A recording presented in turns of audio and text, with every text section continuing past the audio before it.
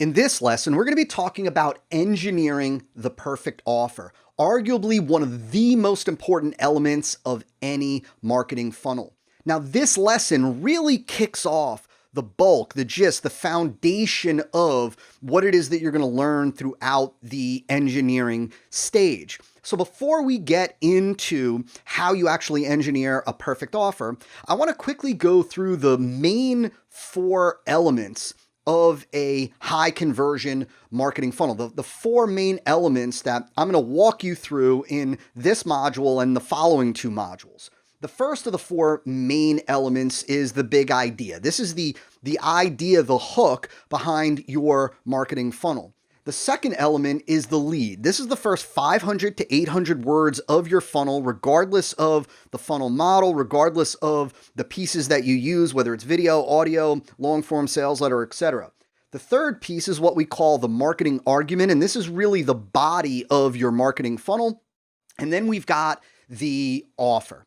And this is in no particular order of priority. These are the big 4 elements. Now, to give you an easy to kind of recognize and understand illustration, and we're going to be coming back to this illustration frequently throughout this module and the following 2 modules. Here you can see the prospect path, or what the prospect experiences and the objective of the 4 main elements. So the objective of the big idea is to intrigue the prospect enough to get attention and create engagement. The purpose of the lead is to suck the prospect in so that they consume the marketing funnel message. The purpose of the marketing argument is to convince the prospect of something called the marketing thesis, which I'm going to teach you about in this module. And the purpose of the offer is to propel the prospect to buy, to respond now. Now, I want to break down for you the order in which we're going to cover these different elements, because we're going to cover each of these 4 elements. They're actually 5 elements because we get a little bit granular here, which you'll understand in a second, each in its own lesson. So the first element that we're going to talk about and cover is the offer, and I'll explain why in just a minute we start with the offer. The second element that you're going to learn is the marketing thesis. The third element you're then going to learn is how to engineer the big idea. Then you're going to learn how to engineer the lead. And then you're ultimately going to learn how to engineer the marketing argument, the body of your marketing funnel. Again, we're going to continue to reference back to this illustration in further lessons throughout this and the following 2 modules, but I wanted you to understand kind of what that path looks like for the prospect and what it is that we're going to be covering and in what order. So the question is, why do we start with the offer? Most marketers save the offer for last. Most marketers begin to write copy. They begin with the headline. They kind of begin in a very linear order. They'll start with the headline, they'll write their copy, and then ultimately in the end, they'll craft their offer. Why, as part of the E5 customer acquisition marketing protocol, do we start with the offer? Well, first and foremost, it's because I want you to know exactly where you are leading the prospect. Remember, the offer is at the end of the marketing funnel. It's ultimately the destination, or right before the destination really being become a customer. And so this is ultimately where we are leading the prospect. As you learned in the introductory training to E5, to the E5 Camp Masterclass, right? We're marketers, and every marketing funnel consists of both marketing and selling. And 75% of the marketing funnel is marketing. Only 25%, the last 25%, is the selling. That's where we actually present the offer. And so that's where we're leading the prospect. It's ultimately the aim of all of our marketing. The aim of 75% of the funnel is to ultimately create demand, to take a prospect's desire and turn it into demand for the thing that we're about to offer before we ever even offer it to them. And so this is the same as really understanding if you were going to take a road trip, you have to start with where are you going? What's the destination? So that you know along the way if you're going down the right path. Well, the same with your marketing funnel. You need to understand what you need to do and say based on where you're bringing the prospect. Where we're bringing the prospect is the offer. But the second reason why we do this up front why we do the offer first before everything else, in addition to knowing where we're taking the prospect, is because the offer is the most critical element in a marketing funnel besides the audience, or second to the audience, right? The in order of importance, you really have list, offer, copy. List, offer, copy. List is the audience. That's who you are talking to. You could have a great marketing message with a great big idea, great marketing thesis, great marketing argument, great offer, right? You could have all the key elements in place, but if you are talking to the wrong people, if you're selling mixed martial arts training to elderly grandmothers, you're going to have a problem no matter how great the marketing funnel is. So it always begins with the right audience. But the second most important piece, the second most critical element, much more critical than the copy, much more critical than the words that you use, is the offer. The offer has the ability to double or triple or quadruple your response. It also has the ability to halve your response, right? To slash your response rate, your sales, by a fraction if the offer is not good. The better the offer is, the easier our job of marketing. Meaning that the better the offer is, the weaker our marketing message could be, and we can still experience tremendous conversions, tremendous sales. The weaker the offer is, the better the marketing needs to be. And fact is, a garbage offer, a weak offer, a plain vanilla offer, an average offer it can radically crush your response rate, even with great copy and a great idea and a great marketing argument, right? Great copy will never make up for a weak offer, but a fantastic offer, an offer based on the principles that I'm going to share with you today, can make up for weak copy, can even make up for a weak idea. And so this is one of the most important elements in a marketing funnel. That's why we begin with the offer. Now, one kind of foundational principle that I want you to understand before we start going through the elements is that the offer in your marketing funnel, the offer is actually what you're selling.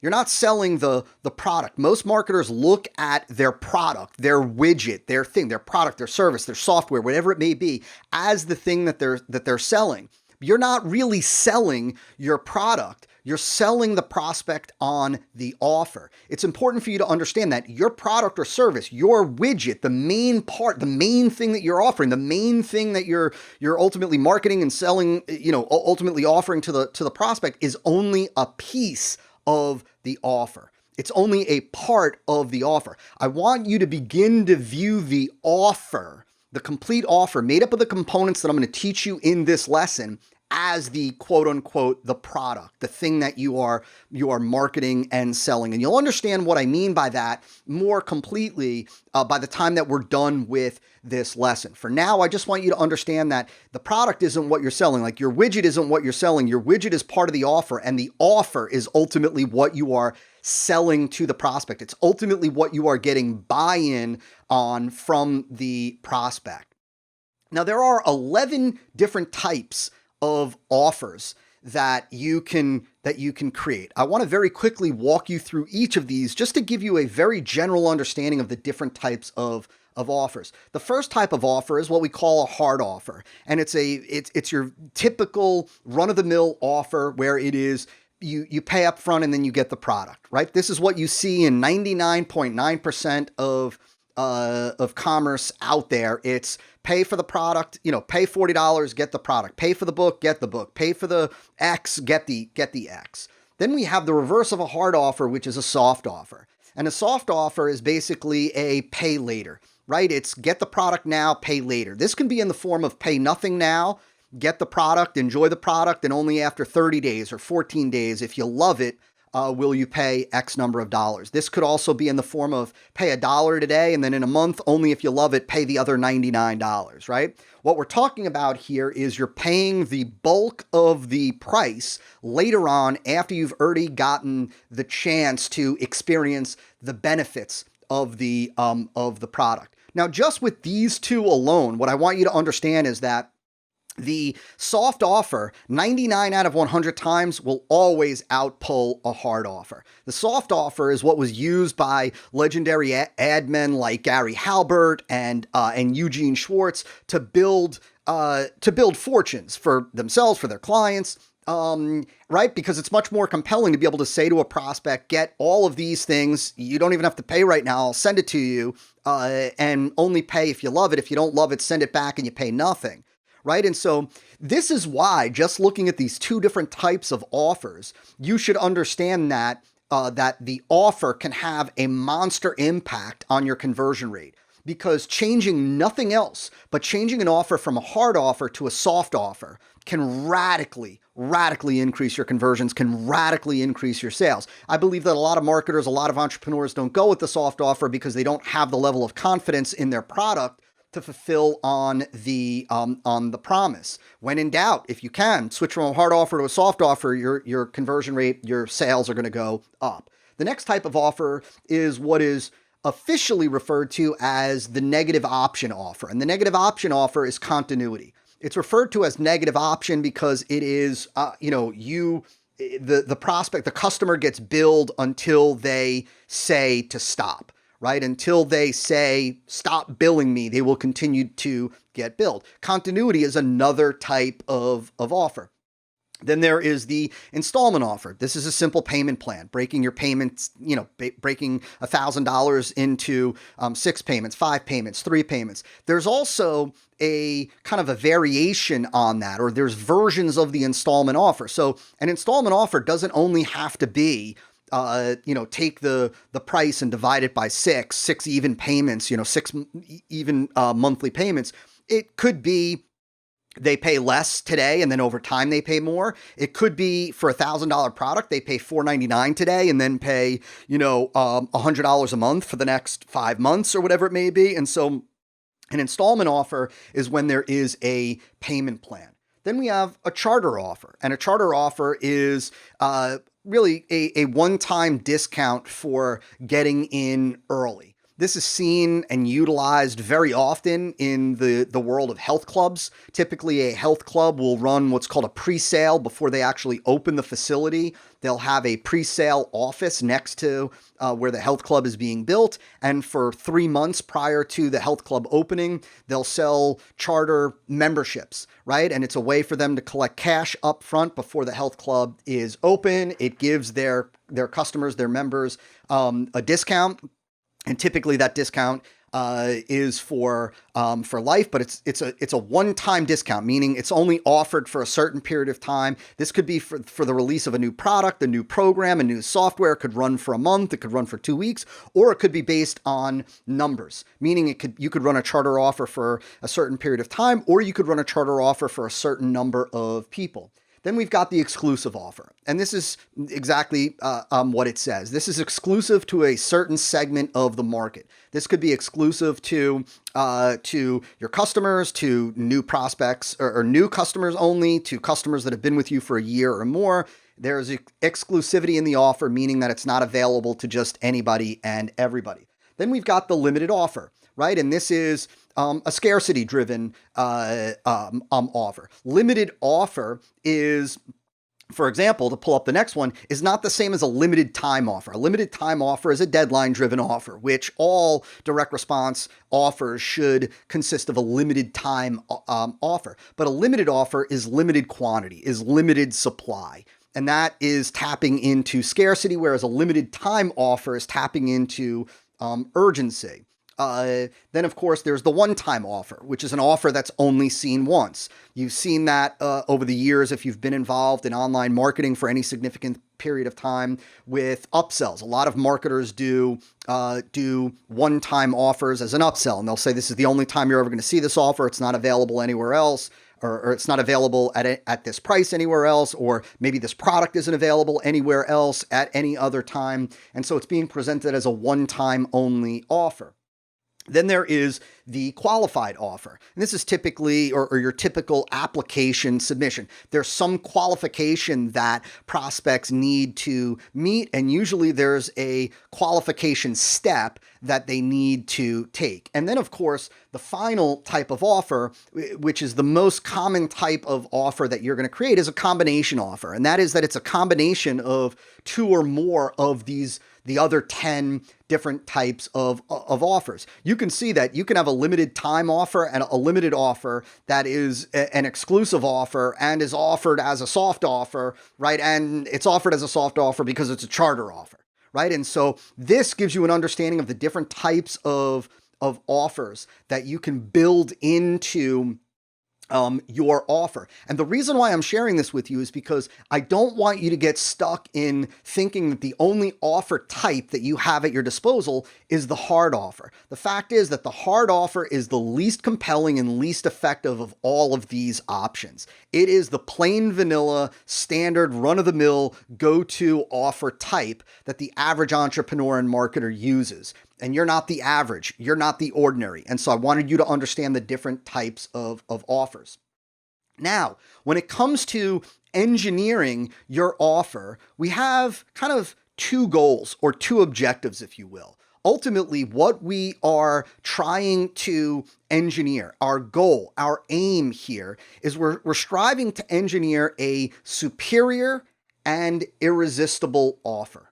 A superior and irresistible offer. So the first question is, what do I mean by superior? Superior to what? Well, superior to your competitors. This is why I had you do, as part of the examine stage, this is why I had you do the competitor analysis worksheets, because the competitor analysis worksheets gives us insight into what your competitors are offering, what their offers look like. Why? Because our goal, again, is to create a superior and irresistible offer. I'm going to explain irresistible in just a minute.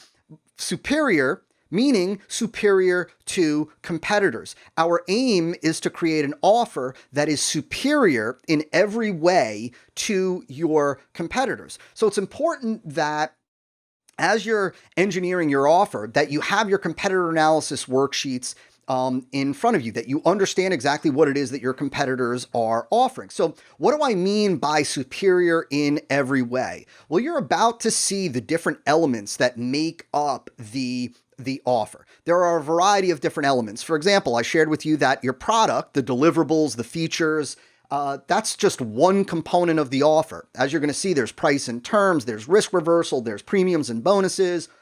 Superior in the sense that each of those components is superior to competitors, meaning that the deliverables are superior, meaning the price and terms are superior. The risk reversal offer is superior. The premiums and bonuses are superior, right? That in each of those key areas, your offer is better than competitors, right? And so that is superior. Now, I'm going to show you how we take that superior offer and we make it irresistible. We make it irresistible with the way you articulate the deliverables, the features, the why, and the benefits, all of which I'm going to walk you through in just a second. So superior in that it's better. Each of the components of the offer that I'm about to walk you through are better than what competitors are offering, and irresistible with the way that we articulate that superiority when we talk about the deliverables, the features, the benefits,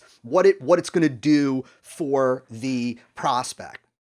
So let's talk about that first element of your offer. The first element is really what we call the deliverables, right? It's the product. It's the main, it's the main widget that you're ultimately offering them. So the deliverables are what they get, right?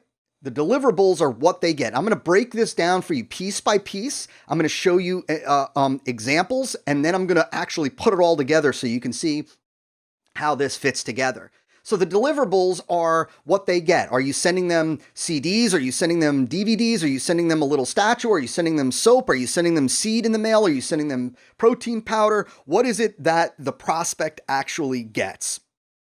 Features are the facts about the product or the service. So if part of the deliverables, for example, was that you sent them a mechanical pencil, that's a deliverable. The mechanical pencil is a deliverable. But that mechanical pencil might have a soft, spongy grip, right? That's a feature because that's a fact about the product or service. That's a fact about the deliverable. Deliverable is what they actually get. Feature is a fact about what it is that they actually get. So deliverable, what they get. Feature, fact about the product or service, the deliverable. And why. And you're going to see how we articulate this is why that feature is valuable, beneficial, helpful, or advantageous to the prospect. Deliverable is what they get. The feature is a fact about the product or service. And then the reason why is why is that feature valuable to them? Why is that feature beneficial? Why is that feature helpful? Why should they value that feature is what we're really talking about. Sometimes this is presented as feature advantage. There's this formula feature advantage benefit. But I approach it as why. Why is it valuable, right? Why should they care? Why is it helpful? Why is it a good thing? It's what they get as a mechanical pencil, right? And that mechanical pencil has a soft, spongy grip, right? And the reason why that's valuable is because it makes holding the pencil easy and comfortable for them, right? That's why it's advantageous. That's why it's beneficial. That's why it is valuable for them. Now, one of the things, just a quick aside, a quick tangent for 1 second, is that when you are engineering new offers, when you're putting together a new offer for a new product, for example, let's say you've got a new product, or you're just taking an old product and you're assembling a new offer for it, which is something else for you to really kind of think about, right? You don't have to change the product to change the offer. Remember, we saw with the offer types that you can change the offer type, right? Which ultimately changes the offer because it changes the terms of the price, right? If they don't have to pay up, if you switch from a hard offer to a soft offer, you're ultimately changing the terms. Instead of paying today, they pay in 30 days. And so you don't have to change the product to change the offer. You could take one product and you could come up with dozens of different offers for that same product, which is a great way for you to continue to be prolific as a marketer without having to constantly be prolific with new products. But the thing that I want you to understand is that when you do create a new offer, one of the things that you want to strive to do with one or more deliverables is you want to strive to fulfill your prospect's desire for instant or immediate gratification, right? So when possible, you want to try to engineer, you want to try to build into your offer some element, some deliverable that will fulfill your prospect's desire for instant gratification, right? So prospects want that instant gratification. And so if you can show them, if you can fulfill that, if you're sending them something in the mail, what could you put in their hands right now to fulfill that desire for instant gratification? The other thing that I want to mention is the why. Why is this feature valuable? Why is this feature beneficial? Why is this feature helpful or advantageous? One of the things that I want you to think about is how you can articulate that to overcome an objection, right? So if in the example that I gave, the off the cuff example of the mechanical pencil with the soft spongy grip, well, if one of the complaints or one of the objections that prospects typically have to mechanical pencils is that they're difficult to hold or they're uncomfortable to hold, the why section, when you're stating the deliverable, the features, and the why section is where you're able to or how you're able to overcome the objection, right? So if we said, it has a soft spongy, right? You get a mechanical pencil, deliverable. It has a soft spongy grip, feature, fact about the mechanical pencil, right? So that it's easy for you to hold and you don't have to worry about having an uncomfortable writing utensil, right? We're saying it in a way. Why it's valuable? It's valuable because it overcomes the objection. Not all why statements have to overcome the objection, but it's a good place for you to look to see if you can overcome an objection when you're stating it. Again, I'm going to show you how I'm going to show you an example of this in just a second. In fact, here we go. Let's talk about a deliverable. Let's say that you are staying at a hotel or you're going to a spa for a weekend retreat or something like that, maybe. So one of the deliverables is that you get a free massage. That's actually what the prospect gets. A feature is it's with a certified massage therapist. Remember, that is a fact about the deliverable, right? It's a fact about the product. In this case, it's a service, the massage. Free massage with a certified massage therapist. Why? To ensure that you enjoy a quality professional experience. Why is that feature, in this case, certified massage therapist, valuable, beneficial? It's valuable because it ensures that you enjoy a quality professional experience. So deliverable, features, feature, why. You want to list out all of the deliverables, all of the features, and a reason why for each of those features. And then we go on to the benefit. And I'm going to show you how we put this all together in just one second. Just remember right now that we're talking about the deliverable, what the prospect gets. In this example, free massage. Feature, fact about the deliverable, fact about the product. It's with a certified massage therapist. Why is that valuable? To ensure that you enjoy a quality professional experience. Now let's go through the benefit. So ultimately, to give you kind of a big picture of how you present this or how these are presented in the offer, you go through each deliverable. Each deliverable could have 1, 2, 3 features. Some deliverables might have one feature, but you go deliverable by deliverable.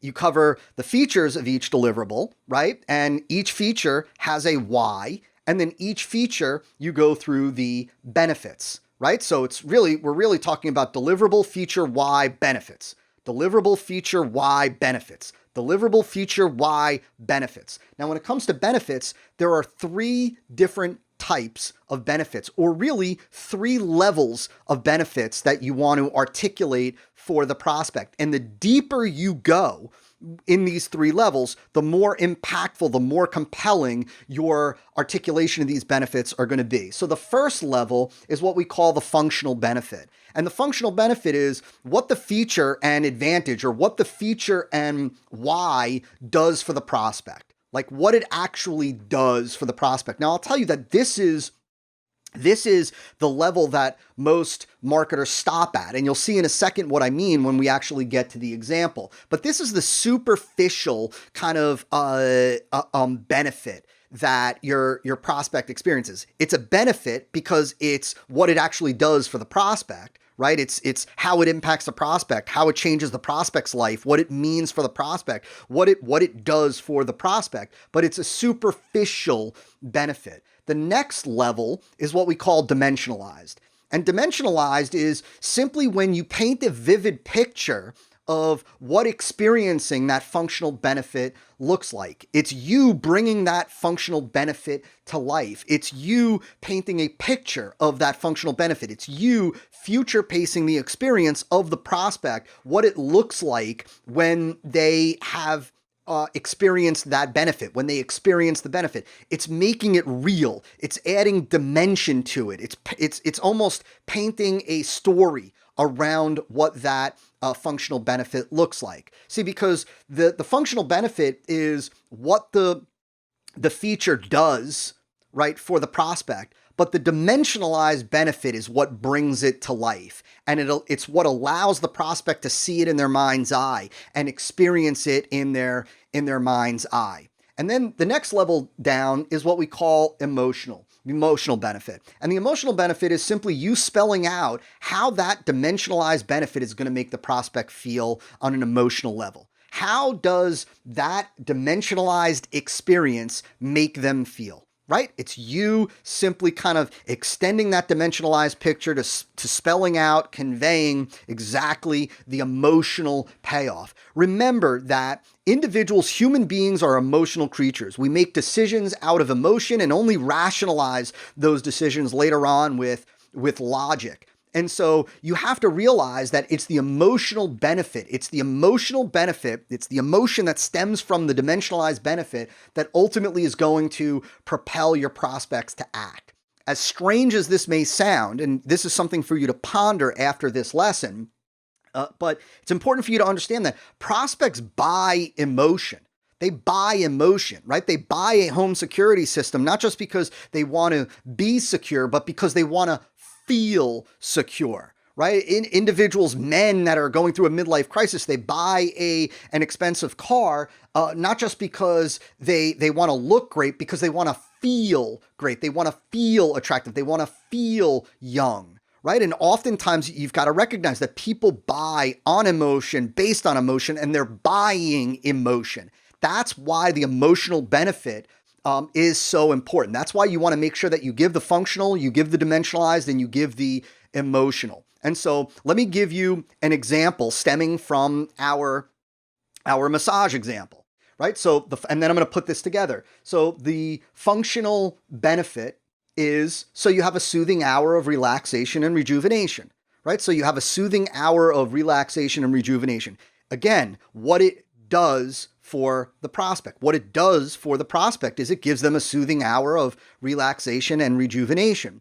The thing that I want you to see is, but that is hard to picture in your mind. What does an hour of relaxation and rejuvenation look like, right? What is that picture? So we want to give them a dimensionalized benefit, or kind of a dimensionalized version of that. From the moment that you sit up after your massage, you'll feel a deep sense of muscle warmth and loosening. We're dimensionalizing it. See how I said from the moment you sit up? We're future pacing the experience. We're bringing them in. They're now envisioning in their eye, sitting up on the table, right? Kind of maybe rolling their shoulders around a little bit and feeling a nice level of warmth and relaxed and loosened muscles. We're bringing them in. They can picture it in their mind's eye. They can feel it, right? And so we're adding dimension. And then the emotional benefit, and you'll feel proud of yourself for doing something healthy and positive for yourself, which is something you deserve anyway, right? And that little, which is something you deserve anyway, right, was just a little add-on. But you'll feel proud of yourself for doing something healthy and positive for yourself. That's the emotional benefit. That's the emotional payoff. That's one of potentially many emotions that they may experience from that dimensionalized picture. So here, look at this all together so that you can see how we take one deliverable, right? One deliverable, one feature, one why, one functional benefit, dimensionalized benefit, and emotional benefit, and put it together. Here you go. Copy from what I just shared with you. You get a free massage with a certified massage therapist to ensure that you enjoy a quality professional experience. So you have a soothing hour of relaxation and rejuvenation. From the moment that you sit up after your massage, you'll feel a deep sense of muscle warmth and loosening, and you'll feel proud of yourself for doing something healthy and positive for yourself, which is something you deserve anyway, right? There you go. That's how you take each of your deliverables, you break them down into their features. For each feature, you have a why. For each feature and why, you have a functional, dimensionalized, and emotional benefit.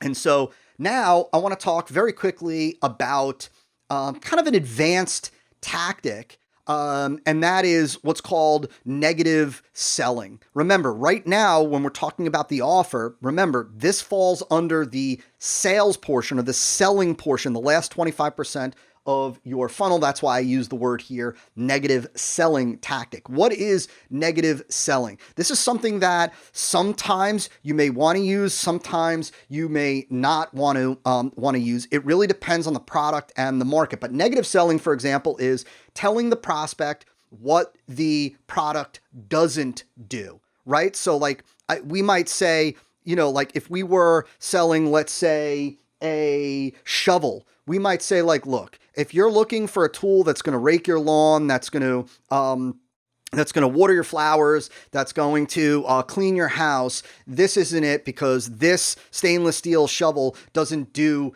any of that. What it does do is X, right? Telling your prospect what it doesn't do, telling your prospect even what it doesn't have.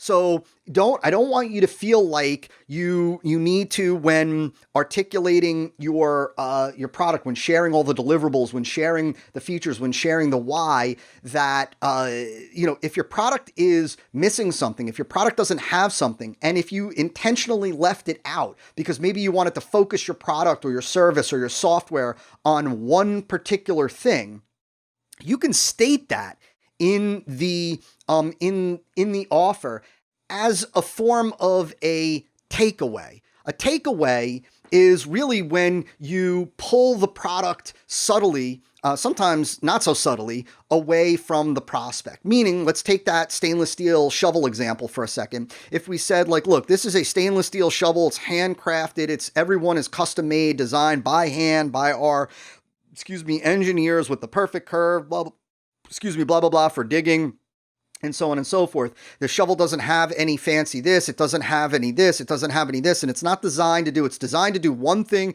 and one thing only, and that's dig deep, wide holes or whatever it is. Frankly, if you're looking for a shovel that has all those extra, bells and whistles and whatnot, this isn't for you. You may want to even consider leaving this webpage right now. But if you are looking for the premier shovel, blah, blah, blah, blah, blah, blah, blah, that's what's called a takeaway. You're pulling it away. You're using negative selling and you're using a takeaway to pull it out of reach of prospects. What is the value of that? The value of the takeaway is that when something is out of reach from us, it makes it more desirable. We have a tendency of wanting things that we can't have, wanting things that are just out of our reach, wanting things that, are being taken away from us, so to speak. When something, right, it's kind of like that old, when you have something, you take it for granted, and then when it's gone, you realize how much you really wanted it, and you do anything to get it back. That's the value of the takeaway. The other value of the takeaway is that it's a different proposition. It's a different stance than what most prospects expect from a marketer and or a salesperson, advertisement, marketing funnel, marketing campaign, etc. And that's because what most prospects expect is that you're going to give, and do anything to get your product in their hands. And so when you say, like, look, if you're looking for blah, blah, blah, blah, blah, blah, blah, this isn't for you, that is a takeaway, which establishes positioning for you that you don't need them to buy as much as they probably want to buy. Right? Like you're not desperate for their business. And so the takeaway is something that I often will incorporate. I typically talk about what it doesn't do. Sometimes I'll say who it's not for. Like, look, in our company, Marketing Funnel Automation, I routinely say, like, look, if you're simply looking for a get rich quick scheme, if you're looking for a push button magic solution, if you're not willing to work hard, if you're not serious about building a business and all you're looking for is a quick way to make a buck, this is not for you, and I would totally recommend that you go somewhere else. But if you really are serious about your business and you are looking for blah, blah, blah, blah, blah, blah, blah, that's a takeaway, and that's negative selling.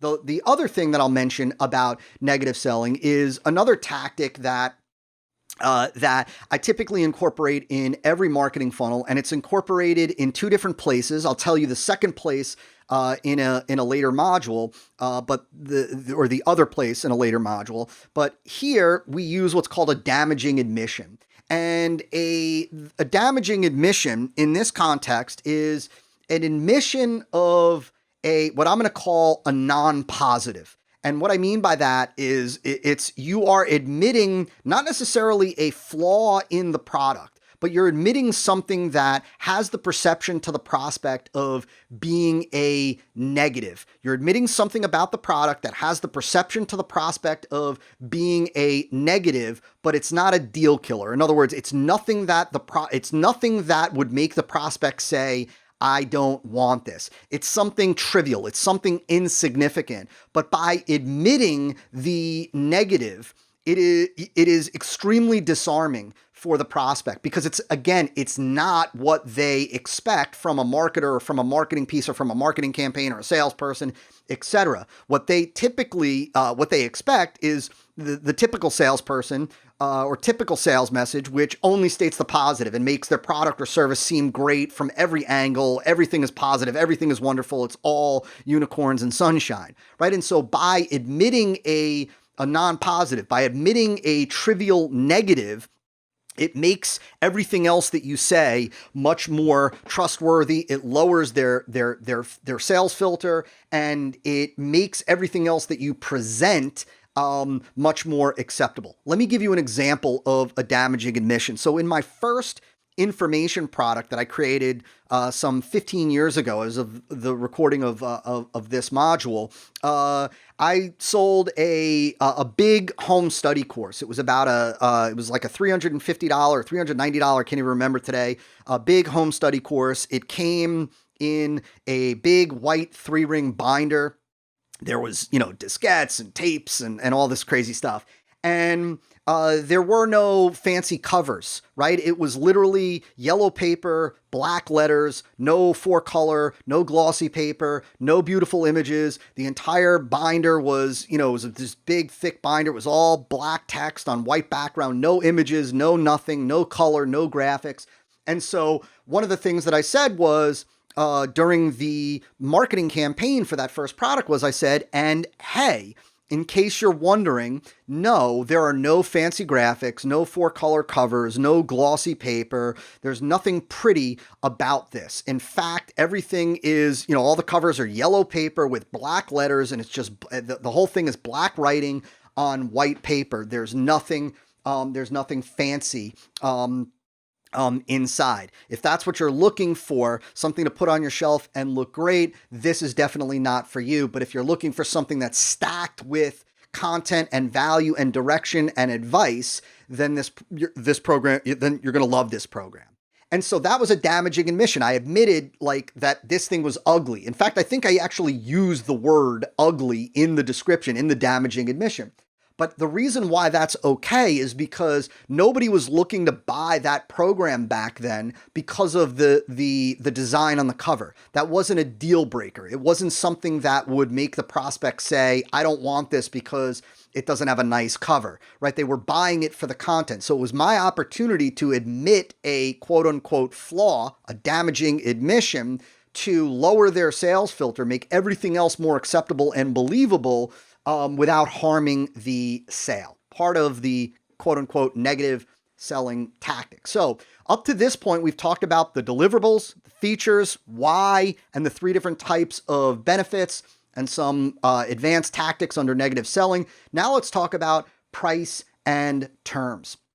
Now, one of the things that I want you to understand as it relates to price and terms is that regardless of your pricing, you always want to make a lopsided value proposition. And what I mean by a lopsided value proposition is that you always want the prospect to feel like they're getting an incredible deal, like they're getting much more value for their dollar, right? That they're getting $5, $8, $10 of value for every dollar that they are investing in your program. That's not just conveyed through salesman's trickery or the way we articulate the price, like using what it is that I'm going to teach you. It's about building offers, engineering offers, creating offers that truly do provide a lopsided, value proposition. Our goal with price and terms, our goal really, or your goal, is to present your deliverables, features, whys, and benefits so effectively or so properly, like I taught you, that you make the value far outweigh the perceived or even real cost of the product. Like you make you present it in a way where the value outweighs the cost from the prospect's perspective. So how do you present the price? Well, you present the price based on a few things. The first is the regular price, right? So you state the regular price, meaning this could be the regular price. If you're giving a discount, you're giving a special offer, an exclusive offer or whatnot, or if you aren't giving a special discount or a special deal, the regular price is the full value. It's the real value. And here's the thing that I want you to understand. This might seem subtle, but I want you to get this. You can ponder this after this lesson, that price and value are not the same. Price and value are not the same. It only takes a minute to look at the stock market to see how those two things aren't the same, right? That every day things go up and down, based on psychology, based on what's going on in the news, based on something that we're told on Fox or CNN or whatnot. It doesn't change the real intrinsic value of the underlying companies, right? So price and value are not the same thing. So what I want you to understand here is that you're either presenting the regular retail price, if this is a discount, or you're presenting the full retail value of the product, of everything that you are offering. Then you're going to give a rationale for a discount, for why, if you're giving a discount, for why the discount. Really, what you're giving a rationale for is why you're going to offer them this thing at a lower price, right? So what we're doing is you are building up the value, you're establishing the value of the thing that you are about to offer. And you're showing them that this has a total value of $300, or this has a total retail price of $300 if you actually sell it for $300, right? But because of XYZ, because you want to celebrate your anniversary, because you because you want to give back to your tribe, because you need to pay your tax bill, because you want to make it as easy as possible for as many people as possible to get started, because you know that the full retail value is out of reach and you remember what it was like when you didn't have a lot of capital, a lot of funds. Whatever the reason is, you have to have a rationale for why you are offering a lower price point. You can't simply offer a lower price point. You can't simply say this is a $300 value, you get everything for $40. Right? You have to have a justification for why you are offering that lower price. Once you give the lower price, and this is enormously valuable, once you give the price that the prospect is actually going to pay, you then want to give them the savings percentage. How much are they saving off of the regular price or the full value? What is their savings percentage and what is the savings amount? You want to give both. So if it's normally $500 and you're giving it to them today for $250, that's a 50% savings. That's a savings of $250 today, right? I give both the percentage and the total dollar amount of the savings.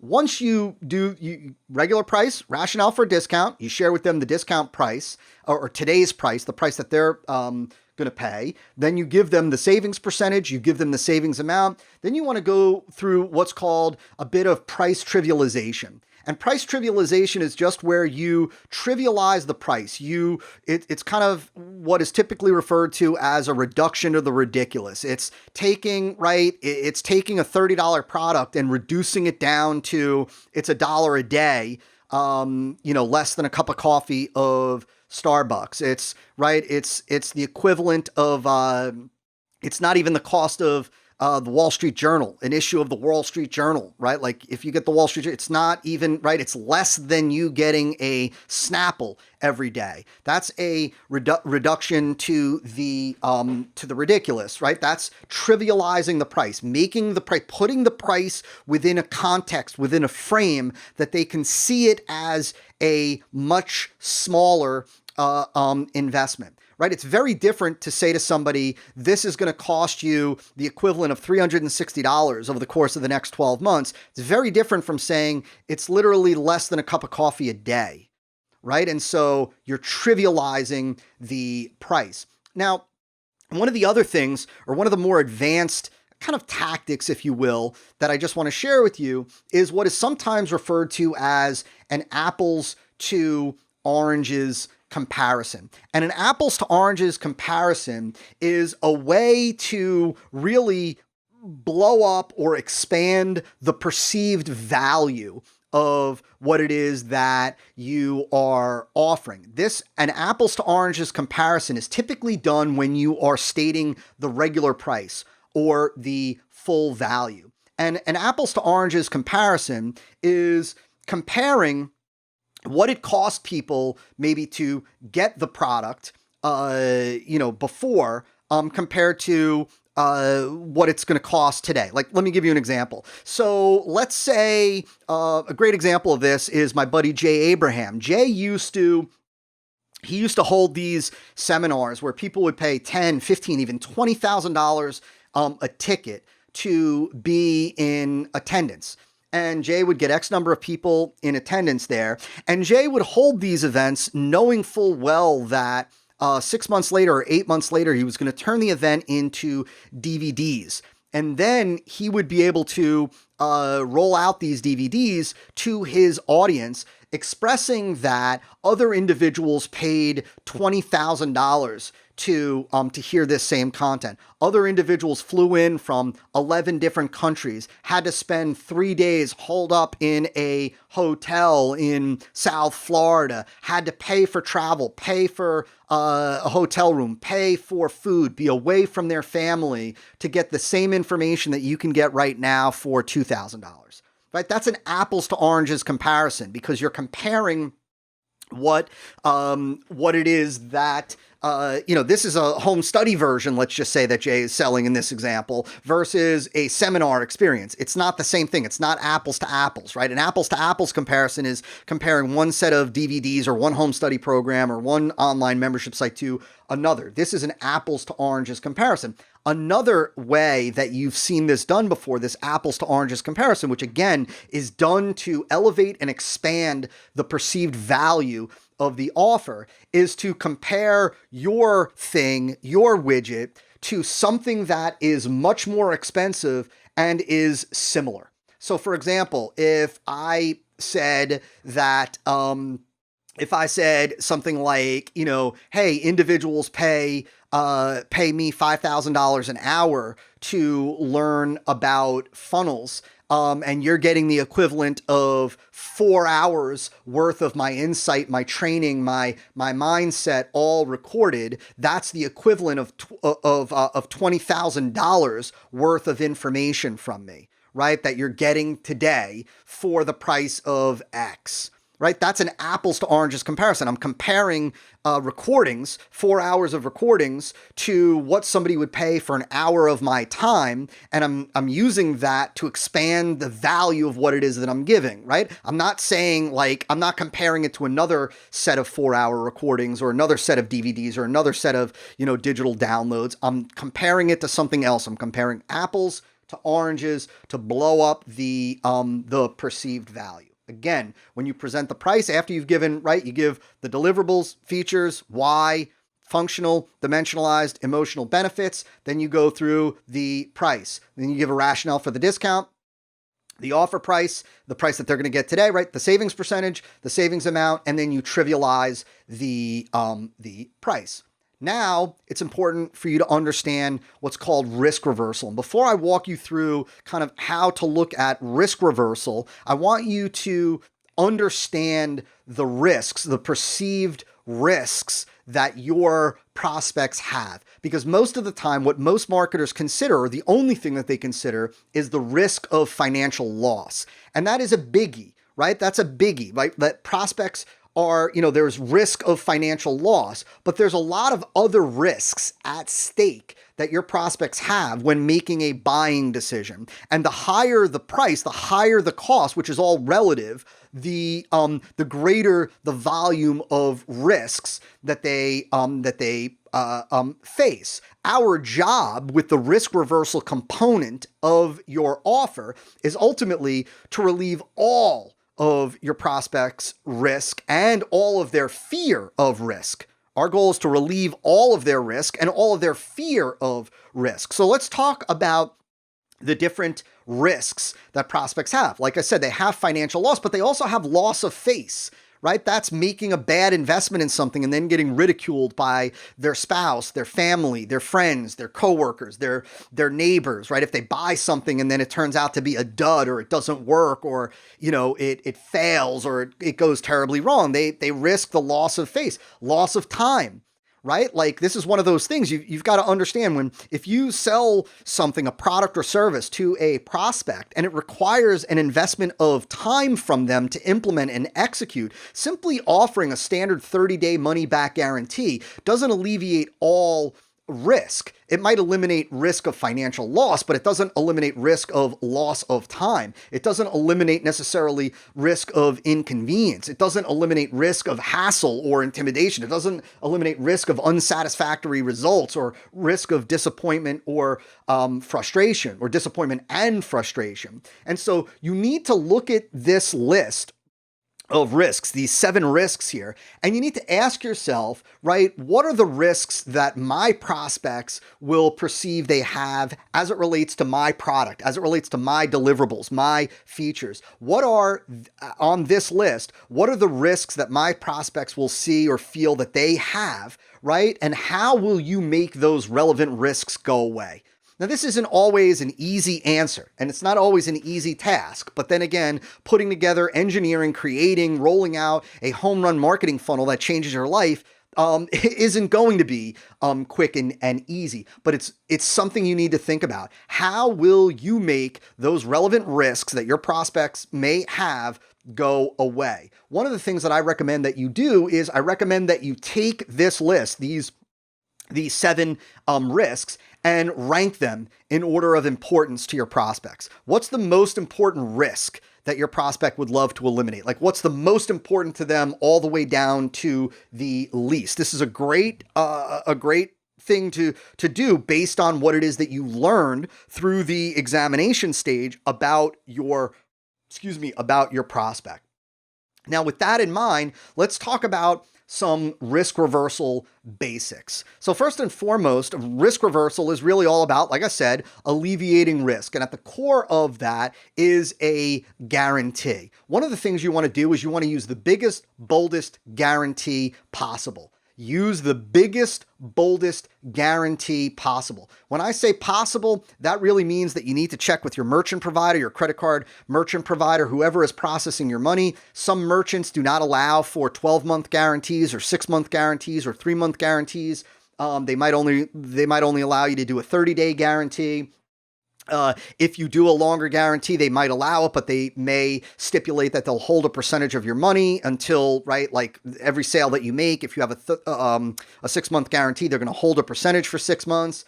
And so the biggest, boldest guarantee possible based on your merchant. What I mean by the biggest, boldest guarantee is the most daring guarantee. A guarantee that is so big, so bold, so audacious that prospects might say, based on the guarantee alone, I'd be crazy not to do this. I'd be crazy to pass up on this, right? And so you're looking for the biggest, boldest guarantee. Now understand, I want you to understand that the bigger, the bolder the guarantee you go with, the more audacious the guarantee you go with, yes, it will likely increase your level of refunds. If you go with a 6-month guarantee, you will likely have more refunds than if you have a 30-day guarantee. However, the bigger, bolder, more audacious guarantee will far increase sales, or will increase sales to far outweigh your increase in refunds. In other words, at the end of the day, your refund rate might go up, but the additional money that you'll make in terms of sales, the additional customers that you'll acquire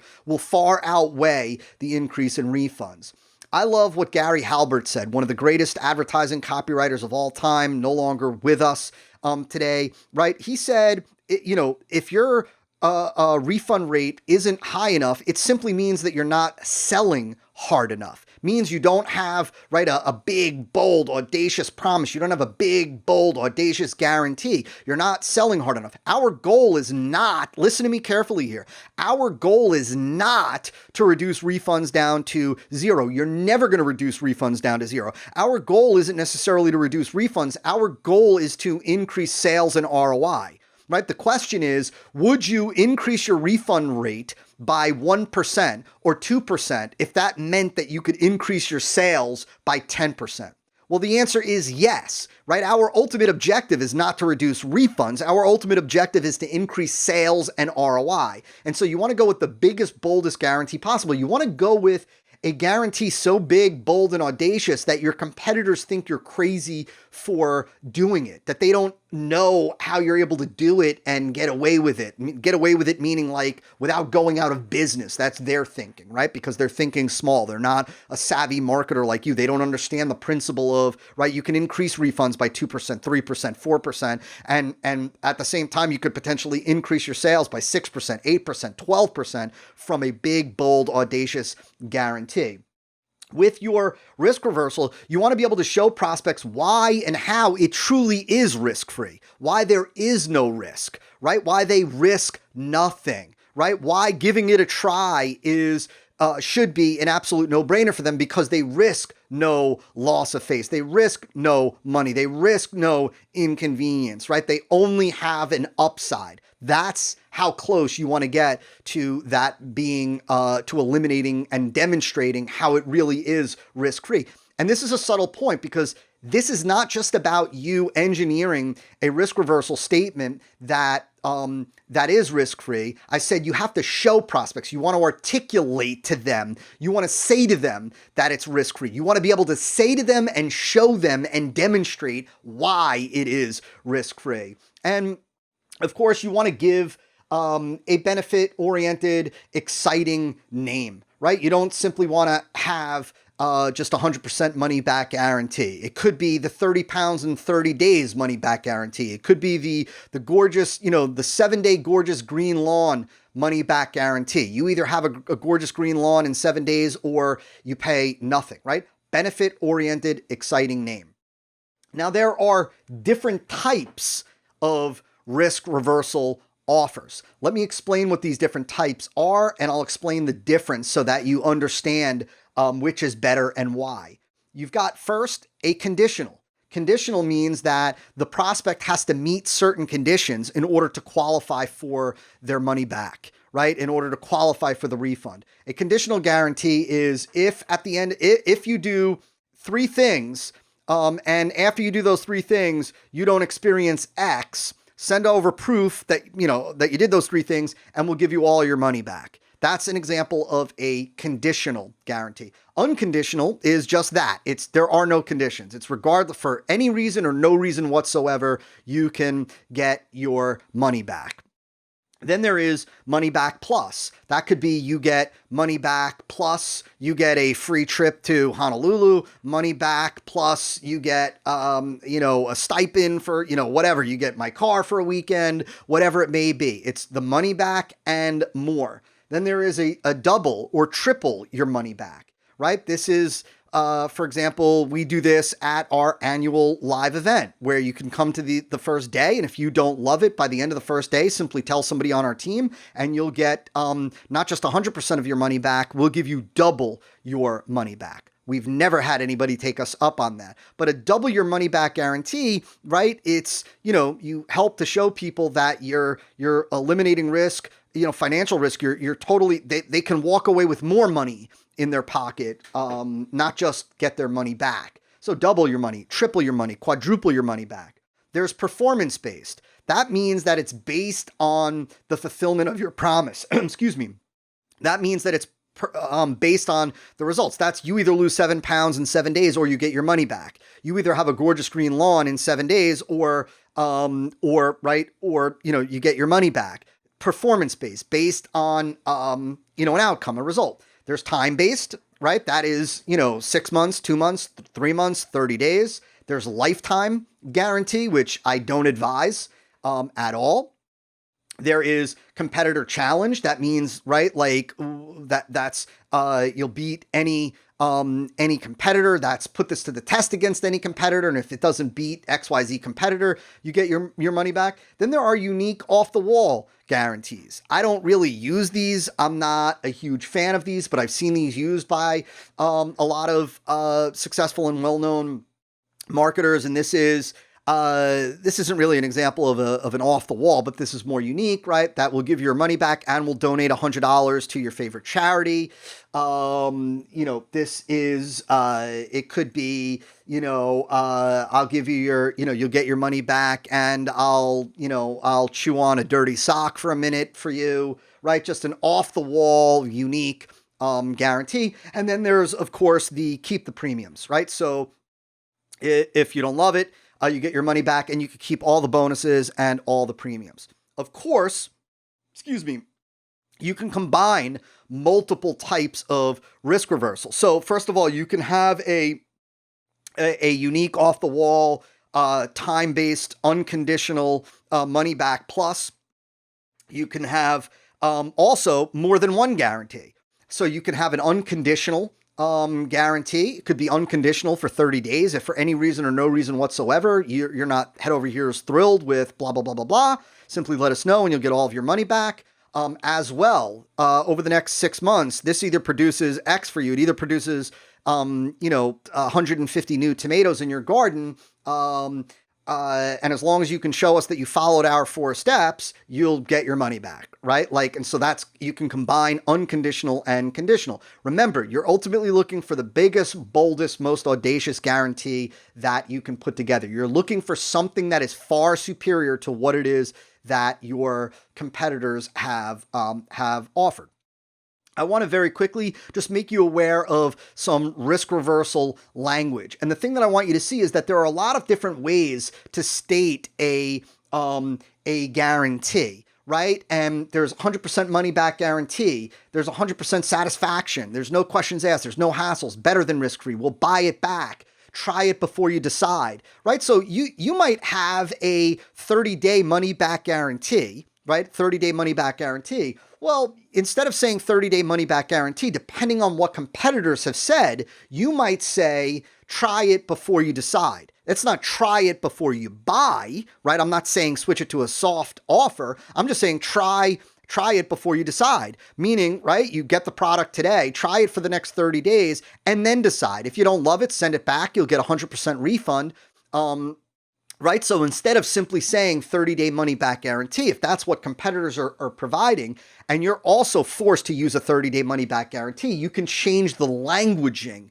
of the way you state that risk reversal proposition to a try before you buy. You could do the same thing with a we'll buy it back, right? We'll buy it back. A 30-day money back guarantee could be the same thing, right? We'll buy it back. If after 30 days you're not head over heels thrilled, right? We'll buy it back from you, right? You simply send it back. We'll pay for the shipping and we'll give you your XYZ dollars back. It's really the same offer, but it's all in the languaging and how it's presented. And again, you want to understand what your competitors have said and presented to the market. I recommend that you give your risk reversal a good name, a powerful, benefit-driven name, an audacious name. Now, when it comes to the language, to how you actually articulate the full risk reversal statement, the guarantee, you want to state it as a positive with benefits. In other words, what most marketers do is they state it in the negative. They state it like this: we provide the finest widgets in the world. If you're not fully satisfied for any reason, just return your widget within 60 days for a full refund of your purchase price. That's a negative if you're not fully satisfied, right? So we're talking about a negative. You can take that very same guarantee, that very same risk reversal, and you could state it in the positive. And by stating it in the positive, you get to restate benefits. For example, this is the same guarantee, same 60 days still, right? We provide the finest widgets in the world. Same statement, same first statement. We provide the finest widgets in the world. You're either fully satisfied, head over heels thrilled with your new widget, or just return your widget within 60 days for a full refund of your purchase price. That's positive. You're either fully satisfied, head over heels thrilled with your new widget, right? You're either thrilled with how much weight you've lost, with how many inches you've lost, with how much more energy you have, or just shoot one email within the next 60 days and you'll get a full refund of every dime. Right? We provide the finest seed in the world. You're either thrilled with how green your lawn is, how thick it is, how full it is, how many compliments you're getting from your neighbors, or simply pick up the phone, place one phone call within the next 60 days, and you'll get a full refund of every dime. Right? That's an example of a positive stated with benefits risk reversal statement. After the risk reversal, we've got premiums and bonuses, or premiums or bonuses, right? These are the extra goodies, the extra add-ons. The reason why this is a powerful tactic when putting together your your offer is because people love getting stuff for free. This is why, even if you have no premiums or bonuses built into an existing offer right now, I would tell you, depending on what the product is or the service is, to break out a piece of the product and make it a bonus. In other words, you're still delivering the same exact thing to the prospect. The deliverables are still the same, but it's all in the presentation. You're taking something that potentially right now is part of the product, you're breaking it out, and you're offering it as a free bonus, a free premium. Why? Again, people love to get things for free. Now, when it comes to premiums and bonuses, multiple premiums are better than a single one. So 2 is better than 1, 3 is better than 2. You could have what are called relevant bonuses or irrelevant. Relevant is kind of more of the same, right? It's you're selling grass seed, and so one of the bonuses, one of the premiums that you give is a shovel, is gardening gloves, is whatever, a sprinkler head or whatever, right? Irrelevant, it would be a football helmet, right? Or an example of irrelevant is when Sports Illustrated used to give the football phone, right? That's, somewhat irrelevant. It's, I used to sell many, many moons ago, I used to sell a program to chiropractors, a very expensive $1,000 a month program. One of the premiums that we included was a custom mug, a coffee mug. Has nothing to do with, it's not relevant to the topic or right? It's an irrelevant, right? But it's a goodie. And it's an opportunity for you to include as a premium something that your prospect would want but wouldn't ordinarily buy for themselves. Something that they would want but they wouldn't ordinarily buy from themselves. Now, if you're in the information marketing or information publishing business, you want to use these your premiums, your bonuses to fill in product gaps, right? To remove excuses for not buying. Right? You can actually do this even not in the information publishing business. So for example, I use this example of the whole grass seed, right? Let's say you're sending them grass seed, right? So that they can grow a gorgeous lawn. Well, what may stop them from growing a gorgeous lawn is that they don't have the tool to spread the seed. Right? And so that may be something that we include in the as a bonus. They might not have a schedule to follow, right? Like to when they do the seed, they don't, they're going to need an app for that or something like that. And so maybe we give them a free app or we give them a free calendar that goes, a grass seed calendar or whatever. In other words, we're looking to fill in gaps in the product with other bits that will eliminate or really address excuses that prospects could have for not buying. Right? Like for not buying. And so, right? Like for example, if you're selling, hypothetically, if you were selling a how to make money online or something like that, right? To lower income individuals as a way to help them kind of spur them on economically. Well, they might say, I don't have a good internet connection. Or they might say, I don't have an internet connection at all, right? So a free bonus could be, like a year of unlimited, internet access, right? That fills in the gap in the product. It fills in the gap in the offer, and it helps to remove any excuses that may be standing in their way from buying. Make sure that when you give your premiums, you give a reason why you're including them, right? You give a reason why you're including them. Now that's easy when you're filling in gaps, when you're removing excuses, right? Like, because it could be as simple as, right? And when you order today, as a free bonus, we're going to include 1 free year of fantastic internet access for you. This way, now, when I say this way, right now I'm about to give the reason. This way, you never have to worry about having great internet access. You could go on the internet anytime you want. You can surf to the sites we share with you, and you can easily implement exactly what it is that you're going to learn, right? So we're giving them a bonus to fill in the gap, to remove an excuse for not buying, and we're giving them a reason why we are including it.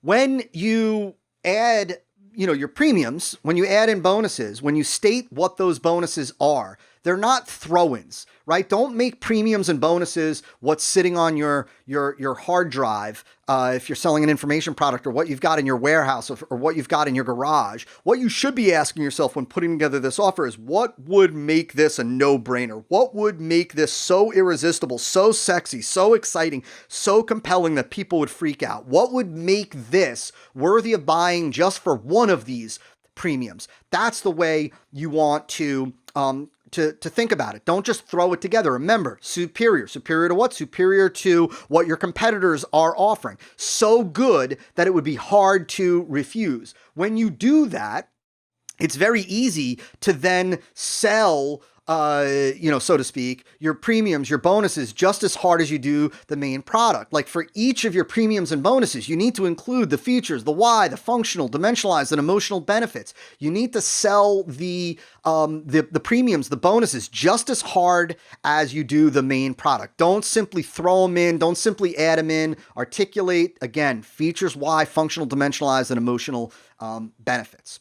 Next, the last component is a reason to respond now. You have to remember that when it comes to marketing, when it comes to selling, delay is the death of the sale. The longer a prospect delays buying, the lower the likelihood of them buying, right? When they say, I'll be back, I'm coming back to the website, they're not coming back, right? They're not coming back. That's the reality. That's the healthiest way for you to healthiest view for you to take.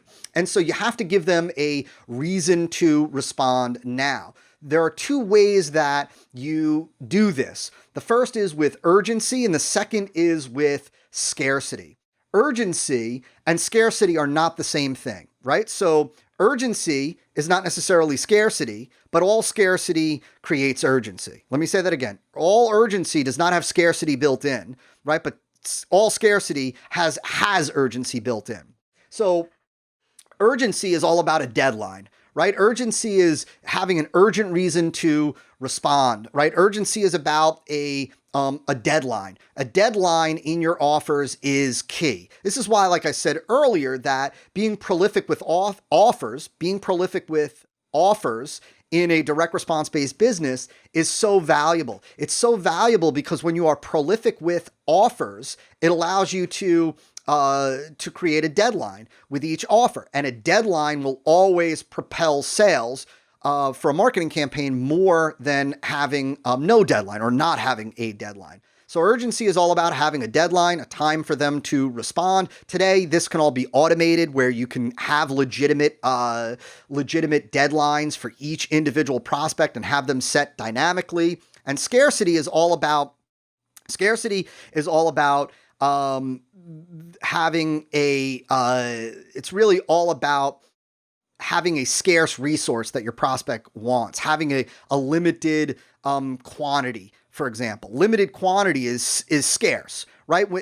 And I want you to understand that you want to really have both. You want to have urgency and scarcity in an offer. See, understand if somebody comes to your page today and all there is urgency in the form of a deadline, and that deadline is 3 days away, the prospect really doesn't have to decide right now. They can go and they can take tonight, they can take tomorrow, they can take the next day in their mind, thinking that they're going to think about it, right? And then make a decision. They don't have to respond now. I want you to build in a reason for your prospects to respond now.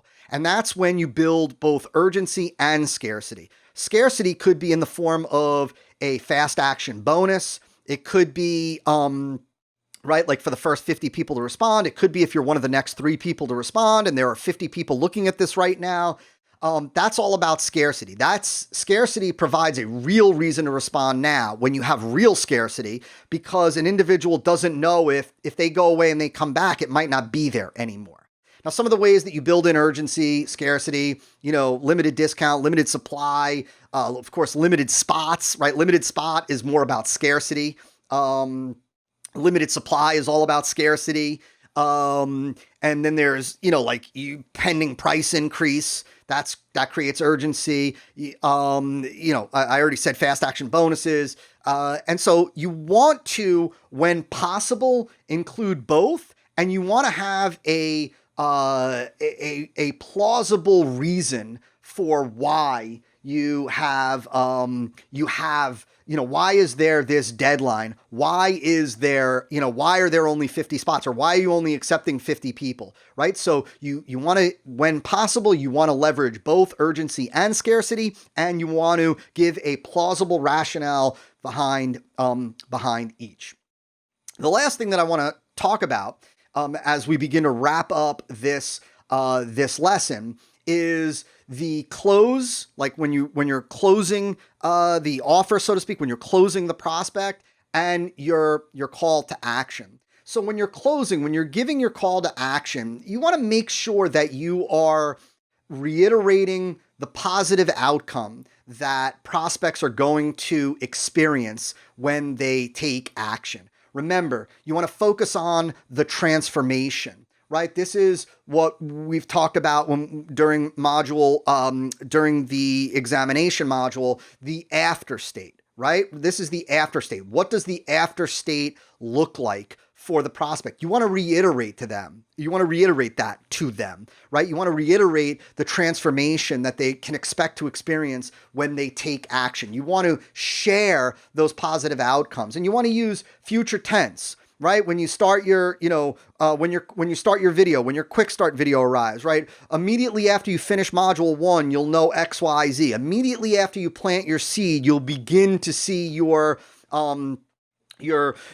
grass grow. Within just 24 hours of starting this, starting your new program, you'll see a loss of inches. You'll see it in when you put your jeans on, and you'll be able to stick your thumb in between for the first time, right? We're using future tense. We're using language, what's called assumptive language, as if they've already made the decision to buy. So positive, stated as an assumption already. And you also, at the same time, as strange as this may sound, at the same time, you want to tell the prospect what they will experience if they don't buy. You want to tell the prospect, you want to remind the prospect about the situation that they're in. You want to remind them of the pain that they're having right now. You want to amplify the consequence of not taking action. You want to show them what will happen. What are they at risk of experiencing if they don't take action? This could be in the form of literally one sentence, right? This might be if, for example, if you're selling a product on reducing blood sugar or better controlling diabetes, that this could be as simple as you saying, right, like, you take this supplement, you get your diabetes, blah, blah, blah, you get your blood sugar under, you feel more energy, feel more in charge of your health, feel secure knowing that, whatever,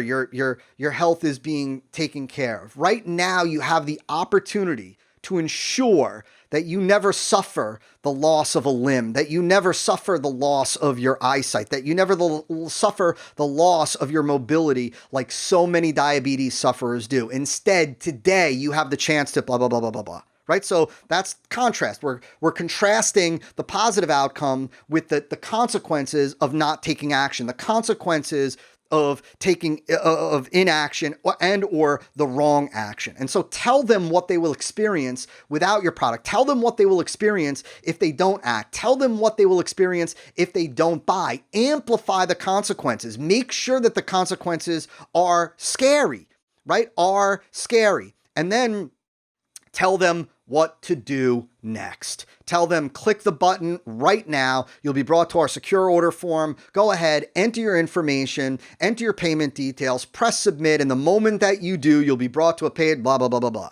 Right? So tell them exactly what to do. Don't assume they know what to do. Don't think that they know what to do. They may not. Tell them exactly what to do next. And so one of the things that I want you, actually two of the things that I want you to think about when you've put together your offer. I want you to take a step back and I want you to ask yourself, is this offer that you just created, right? Is this offer strong enough to get you to act? Would you act? Would you respond? Would you buy right now? Right? Is it strong enough to get you to act, right? Does the offer, does the close, does the positive outcomes and the contrast leave you feeling like you'd be insane not to buy right now, that you'd be insane not to order? Because if the answer is no to either of those, you need to continue to work on the offer. You need to continue to work on the deliverables. You need to continue to work on the premiums and bonuses. You need to continue to work on the type of offer, the offer type that you use to put together an offer that would be a no-brainer for your prospect to take advantage of. And so that's how you engineer a superior and irresistible offer. Now it's time for you to fill out your worksheet. This worksheet is a little bit longer than the other worksheets, but make sure that you fill in as much of the detail as you possibly can, and then continue on to lesson number 10.